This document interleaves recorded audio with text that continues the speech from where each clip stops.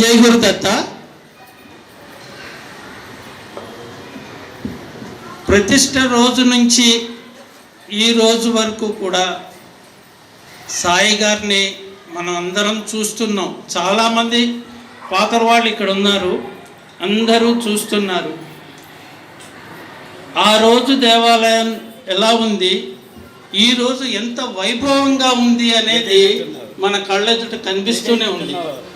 హైదరాబాద్ జంట నగరాల్లో ఇంత అద్భుతమైన దేవాలయం ఎక్కడా లేదు.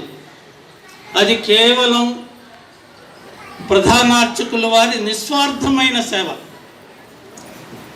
ఎటువంటి వాళ్ళకైనా సరే ఆధ్యాత్మికతను బోధించి ఆ భగవంతుడి మీద దృష్టి కల్పించే శక్తి ఆయనలో భగవంతుడు ఇచ్చారు. ఏమీ లేని వాళ్ళు